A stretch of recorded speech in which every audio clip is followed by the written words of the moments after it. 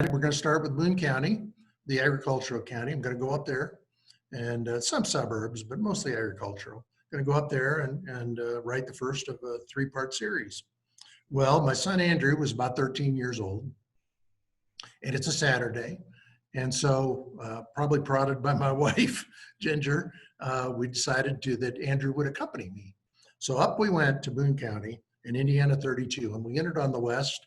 And for the first 3-4 miles, I'm seeing nothing but cornfields and soybean fields and maybe just a few farmhouses. And I'm thinking, okay, now what? And then my attention was caught by, I saw one of those crosses on the side of the road where somebody named Krista, you could see written on top of the cross, Krista was written up there. That Krista had obviously been killed. And I thought, well, there's a story behind this. And so I said, the next farmhouse, I pulled off, drove right up to the side of the house, and I started to open the car door, at which point my son says, "What are you doing, Dad?" And I said, son, this is what I do. This is my job. And he said, well, I don't know. I don't want to go up there. And so I said, it's okay. You can sit in the car. So I got out of the car, went up and knocked on the door. And a fellow named George Miller came to the door, kind of an older, obviously he'd been in farming. And I talked my way into the house. And he introduced me to his wife, Wanda. I told him just what I was doing. And they proceeded to tell me it was a tragic story. Krista and a friend had come down from Fort Wayne. They were driving somewhere toward the other side of Indianapolis. They tried to pass a truck, and you know what happened? Somebody else coming, and Lifeline helicopter came. Unfortunately, they couldn't save her life. Well, this was only going to turn out to be 4 or 5 paragraphs in a much longer column. It didn't turn out to be anything particularly unusual involving the Millers. But I thanked them, and I'm getting ready to leave. We hear this little tap, tap, tap, tap, tap on the door, and it's Andrew. And so in he comes, they invite him in, and a lot of small talk, and then, we kind of excuse ourselves. And on we go down the road. And the most interesting thing we found was there were a bunch of antique farm implements in a yard leading up to a farmhouse. So in we went, same routine. This time Andrew came out, got with me. And lo and behold, what a story. That was a big part of the story, because the fella turned out was an antique farming collector. He took us to an old barn that was absolutely filled with all kinds of old farm implements. He had like 300 horse bits hanging on the wall. It was sort of like the history of horse bits. And eventually we told Andrew's grandpa about that, and a week or so later took him up to see that collection. This fella, by the way, we weren't the first to stop there. Many people stopped there. So at this point of the story, I write my column, and you're probably thinking, well, this is really sweet. He's starting off with a story where his son follows in his footsteps and goes on to win many awards, and he's a reporter of the New York Times. Nah. Here's the truth. Andrew went on to get his MBA. He works for Fidelity. He and his wife, Sherry, live in Cincinnati. And that's not where I was going. Where I was going was, we're talking about first, so you want to be a journalist. Well, if you can't see yourself, or if the prospective journalist can't see themselves doing what I did, which is going up to the door, meeting somebody you didn't know, conducting an interview, and then making sense of it later, listening to the people as you're doing the interview to see if you can strike a vein of gold, and just relating to people. That's what a journalist does. And if you can't do that, if you can't see yourself doing that, you're going to have a difficult time making a career in journalism. Some other questions that I'll pose to someone who'd be interested in the field. Can you see yourself writing every day in a clear, interesting way? Well, you'd better, because you're going to be writing every day. Can you see yourself writing under deadline pressure? Maybe you like to write, but just as kind of a leisurely type pace. It's not uncommon to have a half an hour to write an entire article on a breaking deadline news. Can you see yourself looking into how public money is being spent, or covering a controversial police shooting, or writing a profile about a candidate for the United States Senate? If all of these intrigue you, maybe the answer to so you want to be a journalist is yes. But realistically, there are some other considerations. The first thing that you need to know is it's tough out there. I gathered up some facts from the Pew Research Center, just a couple, as far as really bad news, particularly if you want to work for a newspaper. The total number, which I did for 30 years, the total number of US newsroom employees has fallen from about 71,000 in 2004 to just over 35,000 last year, 2019. In other words, the number of jobs were halved. More than 500 daily newspapers have been lost since 1970. So why did this happen? This probably isn't terrible, a huge amount of news to you, but I'll tick off a few things. The rise of the internet, obviously, and the availability of news cycles, or news sources off the internet. My son and daughter, and to a great extent my wife, get a lot of their news looking at their cell phone. The growth of the television cable news channels and the 24-hour news cycle made newspapers appear dated. The news is constant, 24 hours all the time. Another big factor, the slowness of newspapers to catch on to putting their core product onto websites. And then just as bad, initially giving that content away for free. I was at the Indianapolis Star when they developed their online presence, and they made that mistake. So what happened? They ate into their own print subscriptions. People say, if you're going to give it away, I'll just look at it online. And then it made it very tough to charge for content once it was decided to charge for content. Some papers have made this transition nicely, better than we did. Another big factor, another reason why newspapers declined, advertising declined, as advertisers put their money to where the audience was, into the electronic news sources. And they slowed their advertising also in bad economies. Bad economy back in 2008-9 devastated newspapers. Final point I wanted to make was consolidation.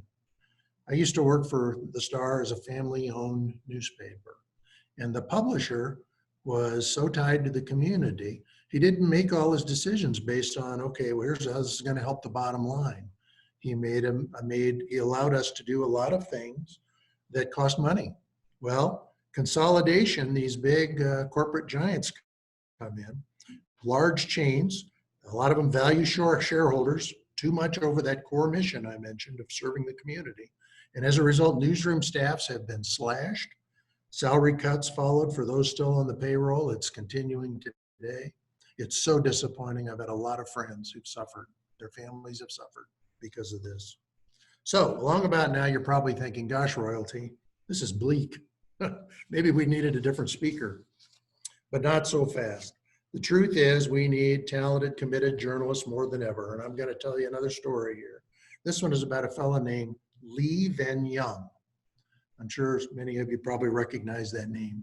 Lee Ven Young was sort of a canary in the coal mine. He didn't mean to be, but he was over there in Wuhan, China, and he recognized, he was an eye doctor, and he recognized that, oh my gosh, I'm seeing this virus. It's something we've never seen before. He dared to share that with his physician colleagues. And as you probably know, the Chinese government didn't like that. They like to be in control of everything. And they went to Lee and they said, you got to sign a statement that says that you weren't telling the truth, that this is fictional. And even more than that, I want to get the exact wording. He had to state that he had disturbed the social order.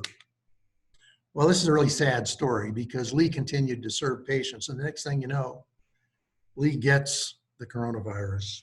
He died the next month at 34 years old. Well, his example speaks loudly to anyone who questions press freedom or the importance of press in a free society.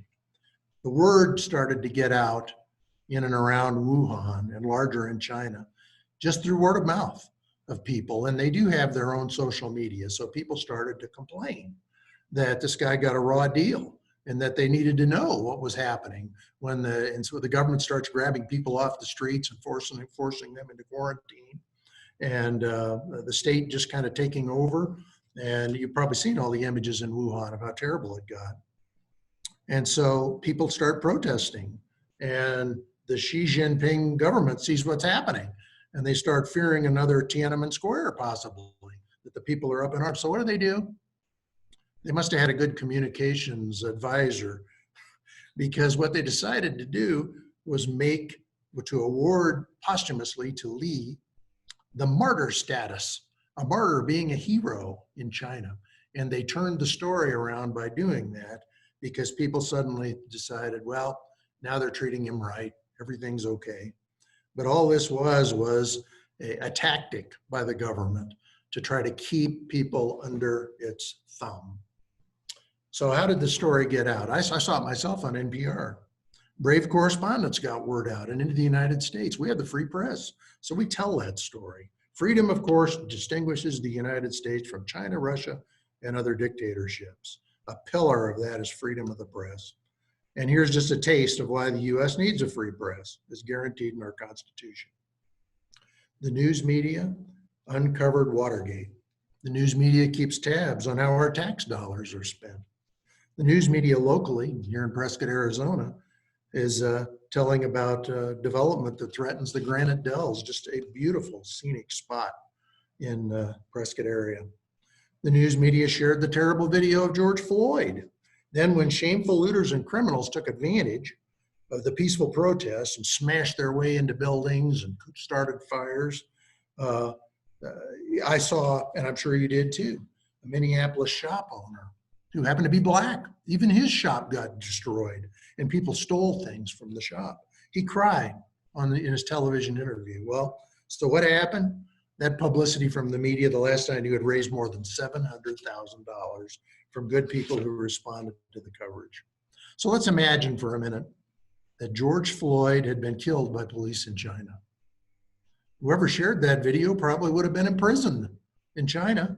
Needless to say, the masses would have never seen it on TV or read about it in the newspapers. So we need journalists to carry on the free press. To be sure, it's challenging going into journalism today, but it's not impossible. I talked about Pew earlier. Well, their research shows that non-newspaper organizations like television, cable, digital providers have actually increased news gathering employees, the total number, by about 10,000 since 2004. Even as bad as things have been for newspapers, there's still more than 1,300 dailies in the United States, and 10 have print circulations of more than 230,000 subscribers. Now, you may have to move to get a job.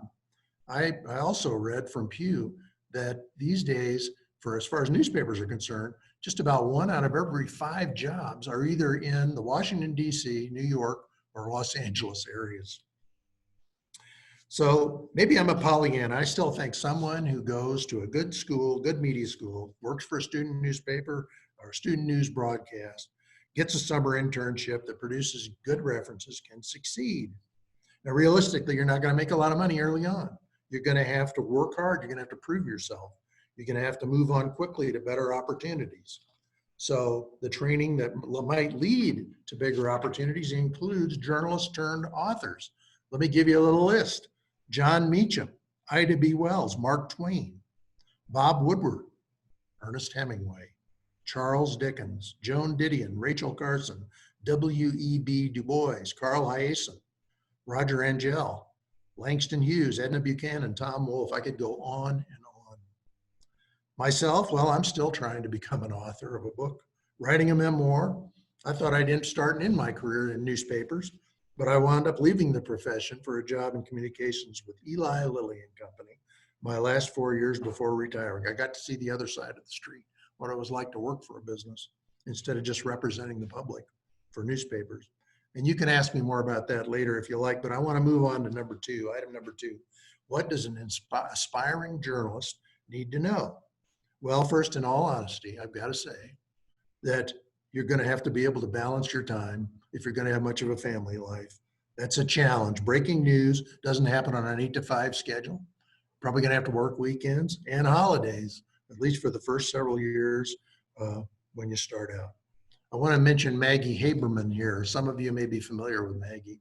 She's a reporter for the New York Times. Maggie has 3 children, young children. Well, Maggie covered Donald Trump before he ever even ran for president. She knows him well. She covered his campaign. She thought he was going to lose. I saw all this we got a free weekend of Showtime recently. They had a nice program about the New York Times coverage of President Trump. And I'll tell you, Maggie was just working pretty much around the clock. Every time the president did something controversial, in she came to the editorial meeting and they're asking her, okay, you know him, what's he likely to do here or there and so forth. And that's pretty much her life. And I saw several pictures of her uh, talking to her kids on the cell phone, and it would be real late in the evening and saying goodnight and that kind of thing. It happens. But on the flip side, a career in journalism can expose you to things that you wouldn't have ever thought possible. Uh, my own career, I rode on a golf cart with Neil Armstrong. I sat courtside at the NCAA basketball tournament in 1973. I was a sports writer then. Right across from John Wooden. I saw him so close up. As Indiana was catching up to him in a game that UCLA eventually won, he kept squeezing and squeezing. A program rolled up in his hand. You could see the pressure. It was that close. I had an opportunity to fly in a restored open cockpit PT-19 World War II aircraft and write about it. I got the chance to interview Father Theodore Hesburgh of Notre Dame. What a charming, wonderful man. He worked like crazy to try to give a young reporter a story. I got all the congratulations for it, but thank you, Father Ted. I traveled to a place in Northwest Indiana where the Earth's mineral layers are somehow turned on their side. It's called the Kentland Structural Anomaly. It's a quarry that's closed to the public, but I got in to do a story. In that place, it's crazy. The veins of Earth are supposed to run this way. For whatever reason, at the structural anomaly, they run this way. So the very valuable ore is right at the surface, not down here. Very interesting place. Finally, at Washington, D.C., I got invited and went to a national roast, reporter's roast. Nancy Reagan sang to her husband. It was his last one of those events. I was sitting at the same table with Dan Quayle, James Baker, and David Broder. So I was in the tall grass. Of course, in fairness, it's not all glamour. I've covered many boring meetings, written hundreds of obituaries. I've worked many late hours, weekends, and holidays. It's got to also be noted that the profession is dangerous. 2019 was actually a good year for deaths of journalists around the world, and there were at least 25 journalists killed, mostly foreign correspondents. When I worked for the Indianapolis Star as city editor, we had a summer program with young students who came in called the Pulliam Fellows Program. And one of them during my tenure was a young man by the name of Daniel Pearl. I don't know if that name rings a bell for you, but he was a very good reporter, a very sharp guy. And Danny, we called him Danny, wanted to work for the Wall Street Journal someday. Well, he did. And in 2002, he was killed in Pakistan by terrorists. It can happen. The likelihood of it happening, not big, but it can happen. It's because Danny gave his life for a very good cause, which is freedom of the press, and to let people know what news is happening around the world and U.S. government involvement in it. So he's a good young man. Okay, here's more that you need to qualify for a career in journalism. You need a good amount of nerve and the ability to relate to people. For example, the Boone County example, going into the farmhouse. You need to be eager to pursue reporting the news as a calling, a passion. It's not a punch the clock job. You need to be fair-minded, committed to truth, accuracy, fairness. It's essential in the mainstream media. Rush Limbaugh is on the right. Rachel Maddow is on the left. They are commentators. They don't do straight news. They comment about it. My opinion is if you can't distinguish between commentary, opinion, and covering the news, you shouldn't pursue journalism as a career. You must also be able to express yourself clearly through your writing. You've got to find another career if you can't do it, because you'll be doing it every day and you're going to be competing against people who are good at it. You also need to be healthily skeptical, but not cynical. I'm going to give you a couple of famous journalism sayings here in newsrooms. One of them is, if your mother says she loves you, check it out. Now that's being skeptical. I guess being cynical would be, Mom, you're all wrong about that. And I'll prove it. Another famous saying, nothing spoils a good story like getting both sides. That's our obligation. That's not something that's either or. That's what you do. So you must be willing to pursue all sides of a story to present the best truth you can find. Now, I am going to be willing to take some questions in a little bit, but I'm going to move on to talk about me, favorite subject, Pat, one of my favorites. Now, really, I thought you'd benefit a little bit from how I got my start and about my journalism career. Well, I was born in Indiana, but my dad, we followed his jobs around the country, Ohio, Long Island, New York, and on to Denver, Colorado, where he got a job with the Martin Marietta Company. They made the Titan missile as part of the NASA program. And I got a paper route, and I had my Schwinn bike, and I had my canvas bags jammed with papers, and I enjoyed doing my paper route. And it was a little way to pick up some money as a young kid. I was just entering junior high. Well, November 22nd, 1963, we all know what happened, the Kennedy assassination. And I'm delivering the papers. And that made a tremendous impression on me because the paper came later, they held the presses. They did a great job. In the Denver Post, which I carried, they only covered on the front section, the front page and the back page of the section. That was all they could do. That's all they had time for. But I still remember huge type, Kennedy assassinated across the top of the front page. And the thing that really stayed with me for the rest of my life to now is as I was riding my bike to toss the papers on people's lawns or porch them if I could, I kept seeing folks waiting by the door for their paper. They weren't outside. It was all quiet. It was just like me on the street. That was pretty much it. But people were home, but they were standing there waiting for their newspaper. And that really stuck with me. I wasn't very good at math or science or subjects like that, but I could write. My dad eventually was laid off by Martin Marietta, moved back to the state of Indiana. We moved, of course. I was going into high school. I had a teacher by the name of Hilda Kearns who saw a lot in me. As far as my writing, she made me editor of the high school paper. She sent me to a program at Indiana University in the summer. And I just kind of determined, my gosh, this is what I want to do. I'm going to become a journalist. I'm going to become a reporter. It's exciting stuff. I like sports. So I started off when I got to Indiana University working on the sports page for the Indiana Daily Student newspaper. But I was studying journalism through the business school. At that time, they had an option of business journalism. And so, but I still took plenty of classes and I worked for the Daily Student. It was a tough balancing act, but I would do it all over again. It was an awful lot of fun. Well, my folks and I shared the cost of the college expense. And so that meant I had to work in the summer. And so for 2 summers, I worked at some pretty crappy jobs in factories. They were dirty and it was hot. There was no air conditioning, but it made pretty good money. And I planned to go back between my junior and senior years. Well, there was a woman by the name of Marge Blewett, whose job was placement for students and to try to help you with your career. And she ran into me in the newsroom of the Daily Student one day and she said, "What are you going to do this summer?" And I said, "Well, I got to go back to National Steel Factory," which my dad, where he was personnel manager, "and I've got to make some money." And she said, "Oh, no, you're not." "Oh, no, you're not."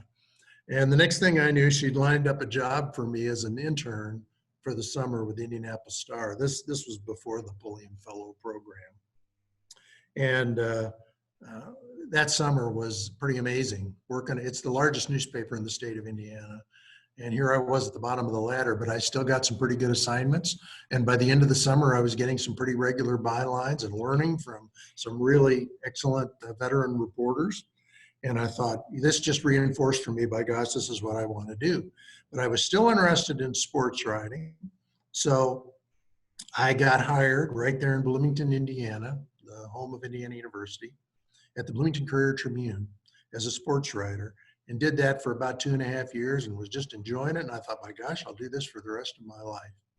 And lo and behold, on December 27th of 1973, they called us all up around the desk and they said, "This isn't working out. It's a 2-newspaper town. We're going to fold the paper after 5 years of publication." And all of a sudden, the whole newsroom, the whole staff is thrown out of work. Well, Guess what? I got on the phone to a man named Larry Connor at the Indianapolis Star, who had been my ultimate boss the summer I was an intern. And he knew me, of course, from that experience. And he knew what I could do. I'd worked hard. And he said, I'll tell you what, here I'm in my early 20s. He said, I've only got the Lafayette Bureau job open, which is a bureau up in the northern part of the state. And he said, I got like over 30 applicants. He said, let me call you in a couple of days, either way. Well, he called me and he gave me the job. And I'm sure he had applicants from older folks and everything. But the bottom line was he knew what I could do. He knew what I could do from that internship. And since then, every year of my life, I advised young people, particularly those who want to get a job in journalism, to get an internship. Even if you have to work for nothing, prove yourself, show what you can do. So that's what happened to me. And I wound up at the Star for 27 years, starting as a reporter in that bureau, and then later being brought down to be an assistant city editor. And then lo and behold, they made me city editor. As Ruthie said in my introduction, suddenly I'm going from where I'd only manage as many as 2 people at once. All of a sudden I got more than 50 of them. They believed in what I could do. And so what was it that moved me up the ladder? Well, my mother stressed to me, treat others as you'd like to be treated. I did that as a mid-level boss, and then I tried to do it as city editor. Great advice. I've had a lot of autocratic bosses in my life. I tell you, there's no loyalty for that kind of management. So this is the way I tried to lead. I had a pretty good work ethic. And one of the reasons for that is, some of you probably have a similar story in your life. I was pretty lazy as a student in the early grades, and my dad would come in at nighttime and read the riot act to me by way of saying, you're lazy. You've got to get this little man inside of you. He's got to run harder on the treadmill. And I guess I developed a work ethic largely out of that, where I'd seen my dad change jobs several times in his life. And I thought, my gosh, if I go someplace, I'm going to do so well. I'm going to move up there and I'll do more than a sign. Another thing that I want to stress here a little bit for a few minutes is the importance of vigorous self-editing.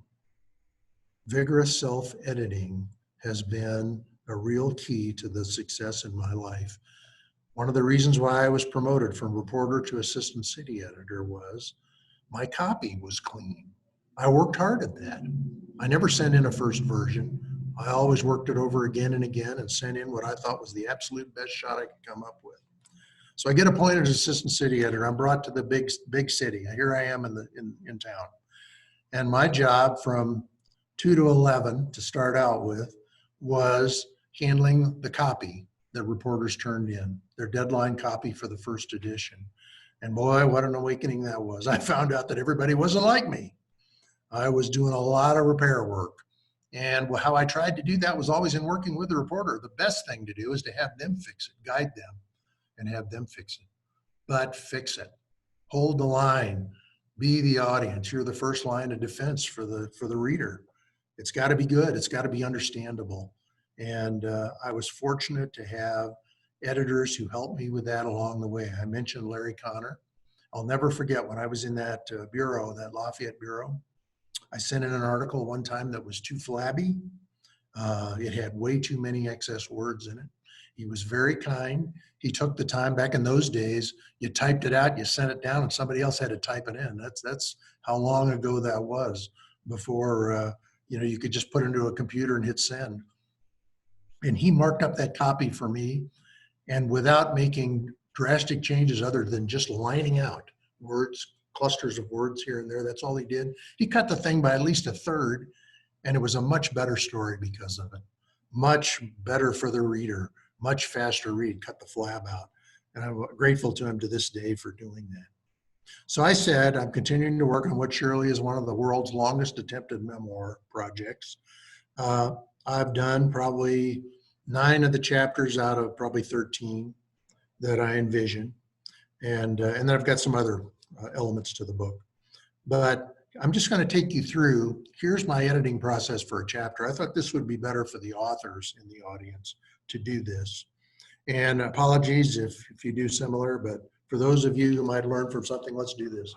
The first thing that I do is uh, I never exhaustively edit myself when I write a chapter. I lay in the game plan for what I want. I've got my outline. I follow it. I knock it out. I try to not keep going back and forth and back and forth. I convince myself you're going to do that in editing, fella. So the first edit is what I call the brutal edit. Did I accomplish what I wanted to do? What did I overemphasize? What did I underemphasize? What did I leave out? What have I put in that I should leave out? By the time I get finished, I always print these out, by the way. And by the time that I get the copy so marked up with notes, it looks like my pen leaked all over the pages. I mean, I just really am ruthless in that first editing. I call it the brutal edit. That's what it is. And while I'm editing, maybe I didn't mention this, but if I didn't, always keep a dictionary and a thesaurus sitting right there, right next to me.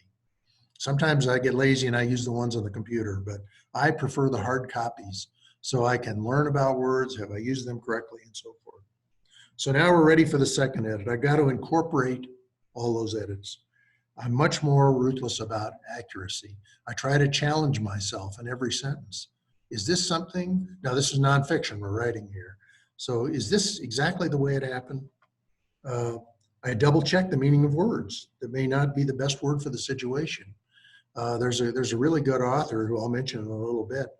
He relies heavily on the dictionary for making changes and trying to find just that right word. He doesn't just go for the synonyms. He looks for the word meanings from the dictionary. I check to make sure my sentences are front end loaded. Did I do that? Subject, verb, are they active, not passive? And then I really work on that pruning I talked about before, the Larry Connor lesson. Prune to speed the sentences, excise unnecessary words, crisp, not flabby. So now I print it out again. Now I've reached the point where I'm starting to feel satisfied with it, but here comes the acid test. The acid test is the Ginger royalty test, my wife. She doesn't know, maybe she's heard a little bit of my stories over the years, but she doesn't know exactly what I have written.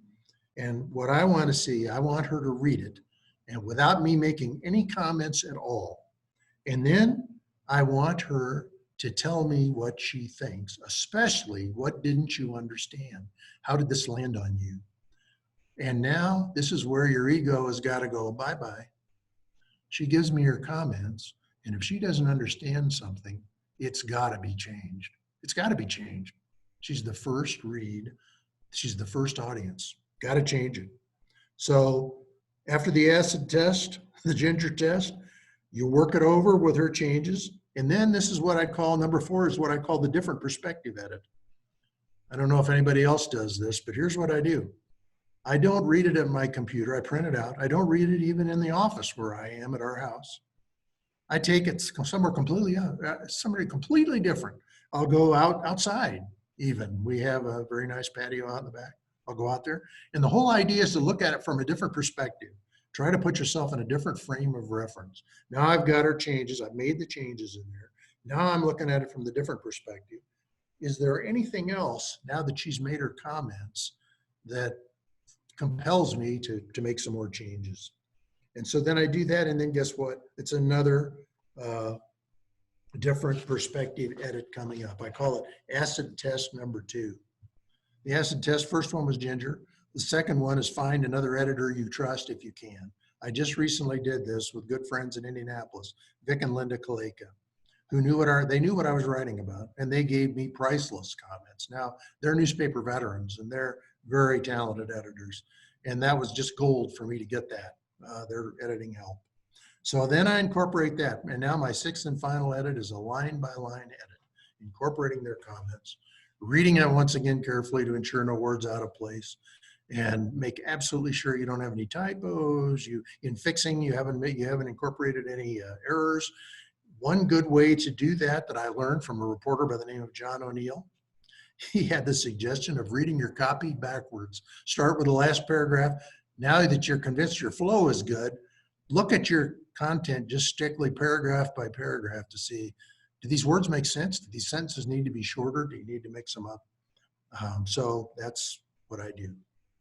So Obviously, you've got to shrink down and combine these steps if you're writing on a deadline. But if you're an author writing a book, I say exhaustively edit it yourself. And then after that, many of you, I'm sure, probably hire editors to go through your whole book as a last stop. I haven't reached that phase yet. I had a good friend named George Studeville at the newspaper.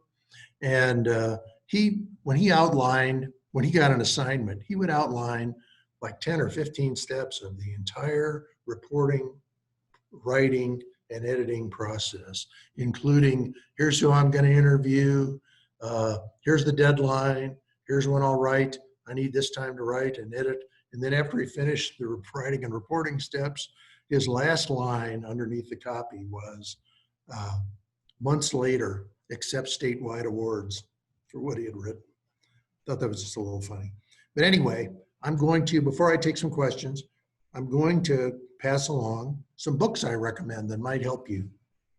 And my email address, you probably all know it, but it's Dennis M, like Michael, royalty @gmail.com.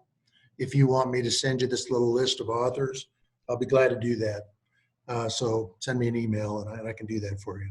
But one of the books is Writing Tools by Roy Peter Clark, Vice President and Senior Scholar at the Poynter Institute. Terrific advice for a writer, regardless of what you're writing. The Art and Craft of Feature Writing by William Blundell, B-L-U-N-D, like David, E-L-L, for someone who wants to learn how to be a reporter or a feature writer, or to write good feature type material. Excellent book. The third one is Adventures in the Screen Trade by William Goldman. William died within the last year or two. He's my favorite screenwriter. Butch Cassidy and the Sundance Kid, All the President's Men. He's had a hand in many, many popular movies. Marathon Man. He talks about the writing process in that book. Here's some advice for a book if you want to learn about the new media sources that are prevalent today. The book is called Overload, and it's written by Bob Schieffer, who used to be the Face of the Nation host and a newsman for CBS, and Andrew Schwartz, S-C-H-W-A-R-T-Z. I'm guessing that Andrew wrote a lot more about this than Bob did in that book, because most of it is about things like Axios, BuzzFeed, the Huffington Post. If you want to know about all these newer sources, these technology type digital websites, there is a good book for you. Journalism specific advice, Reporter by Seymour Hersh, formerly of the New York Times. That's H-E-R-S-H. He broke the story of the My Lai massacre in Vietnam, reported many other big stories in his writing career. That's just a heck of a good read and a lot of good writing advice. And then a book I'm reading right now, I'm 410 pages in, is called Personal History by Katharine Graham. She's the second half of the book is particularly good once she becomes president and publisher of the Washington Post.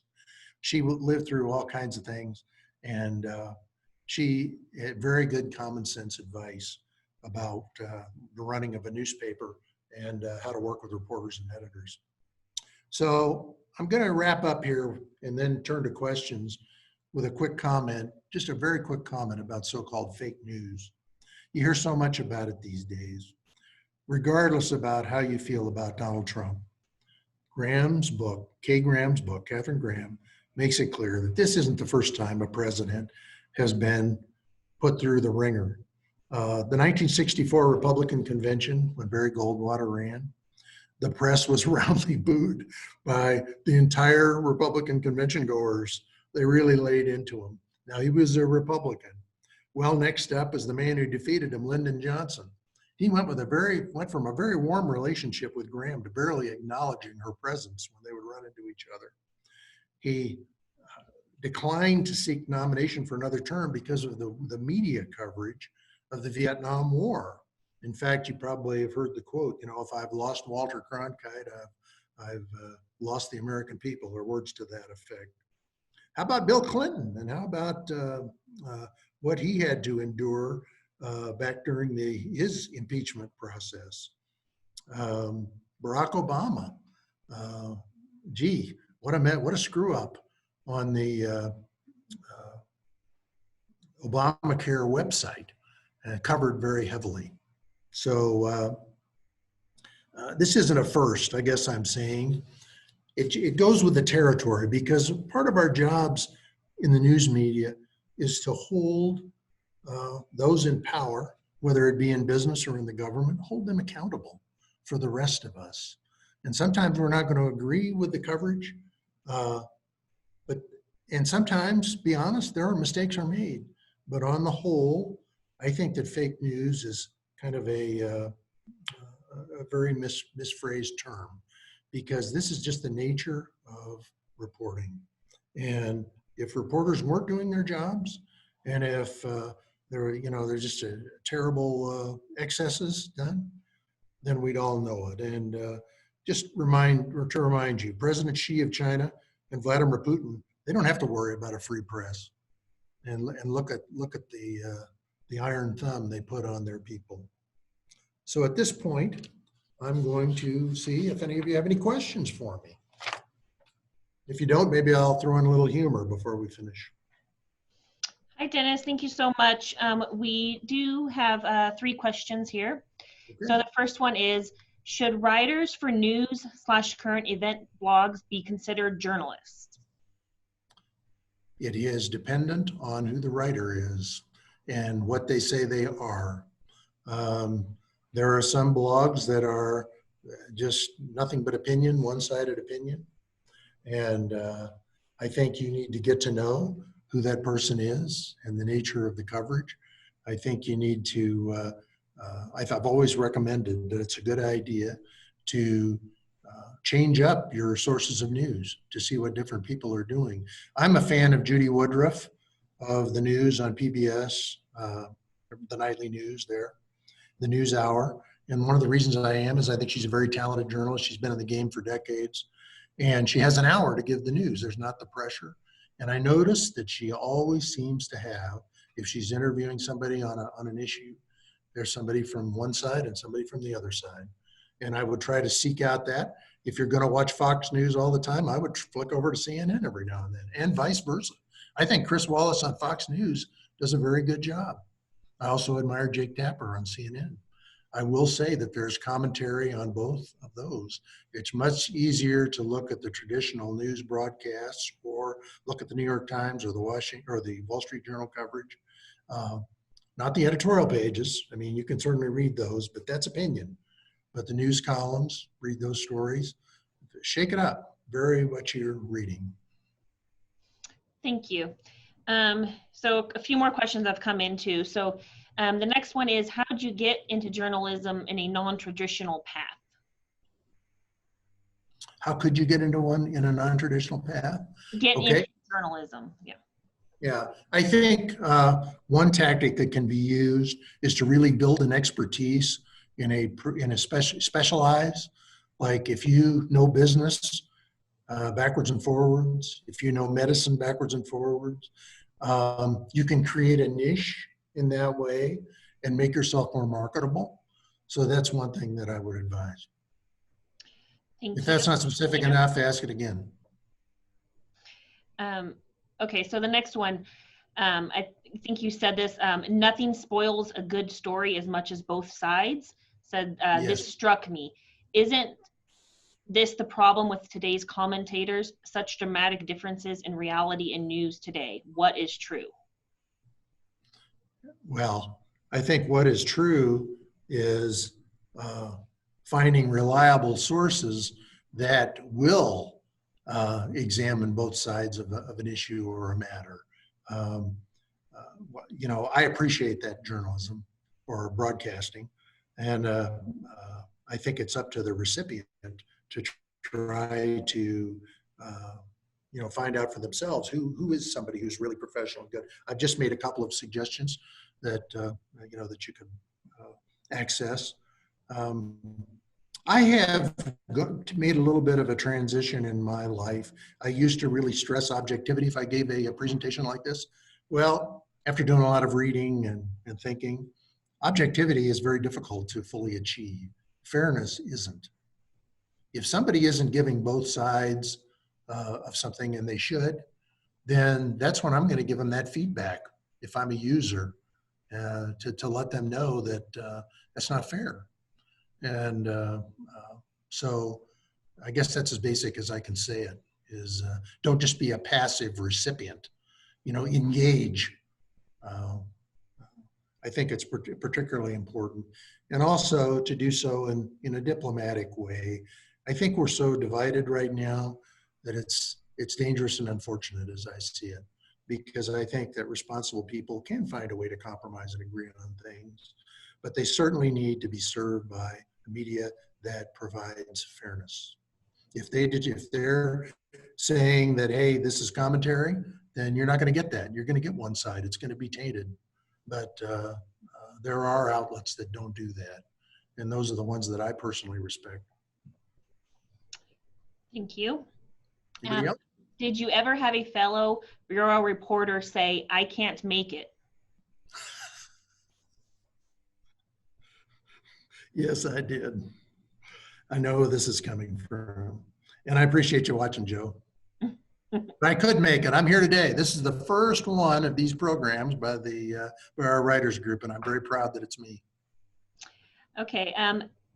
I had mentioned that you won a Pulitzer for investigative reporting, and they want to know what was being investigated. Okay, and as the city editor, I was kind of at the top. We had two reporters, Susan Hedden and Joe Hallinan, and an assistant editor, Linda Kaleka, who might actually be on here today. And they pulled together a great little short series about medical malpractice in Indiana. It was very thorough. At the time, some doctors, believe it or not, could commit malpractice and then get away with it and do it again, maybe settle it out of court or whatever, but still be a doctor. And we actually uncovered multiple instances with some doctors of committing malpractice that really, the law was too lenient in Indiana. And so this series, those articles exposed that in a very compelling way, and was just very fortunate to enter that as a Pulitzer and win for investigative reporting. And by the way, that the Star has not won one since. I think that they deserve to win another Pulitzer just in the last year or two, because they uncovered the scandal about the gymnasts and how they were being sexually abused by a supposedly physician. And that originated with the Indianapolis Star, and for that to not win, I thought was a real shame. But very proud to have been even a part of that staff that won that Pulitzer. Excuse me, go ahead. Okay, thank you. So our last question is, how do people protect journalism in this climate, attacked by the administration and during protests by police? Well, that's a really good question. And I was appalled when I saw, I believe it was an Australian news crew that just got absolutely mistreated by authorities in one of those protests. And I think a journalist was even killed during one of the protests. I think that it's essential to be there and to cover. I think as an editor, I would be telling my reporter to be sure that you're clearly identifiable as who you are, to even go so far as to let the police know at the scene that you're there covering it, so that there's no misunderstandings and you're not viewed as some kind of a rioter or a looter or whatever. And as far as the overall protection, I think that's something that we just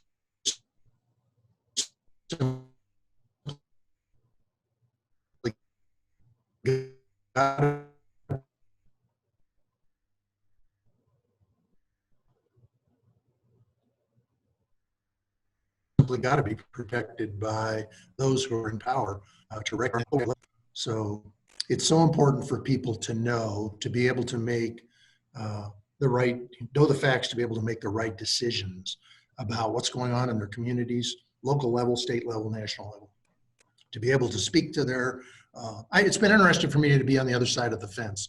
I've actually become a little bit actively involved in issues before our town council over in Prescott Valley, and have actually submitted things that have appeared in the local paper.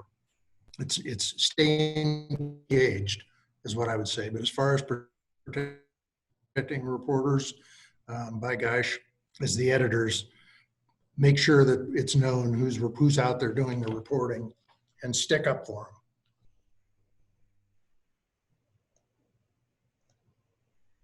Okay, thank you, Dennis. Anybody else? Yeah, somebody asked Chris Wallace and who. I think you mentioned who you watch on Fox and CNN.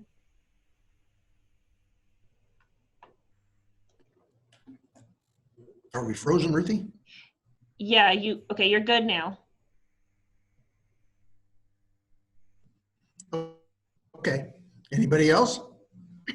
Sorry, so we didn't get that answer on Chris Wallace and who else? I think you said Jack Taper on CNN. Big Tapper on CNN Okay. is somebody who's been in the business for quite a while, and I appreciate him. I will say that as with the news on Fox News, every now and then they lapse into commentary. And so, you know, you've got to be a good consumer of the news. And if you haven't seen Judy Woodruff on PBS, I'm going to give her a plug here. Watch the news hour. I think it's close to down the middle, as I've seen among. I also think Lester Holt does a pretty good job on NBC News. Okay, Dennis. Thank you so much. That's all the questions. So it sounds like you lived a really interesting life, and I hope everybody learned something tonight. And just a reminder, we'll have our next Prescott Writers one on July 28th. So thank you, Dennis, and have a good night, everyone. Okay, thanks everybody for tuning in.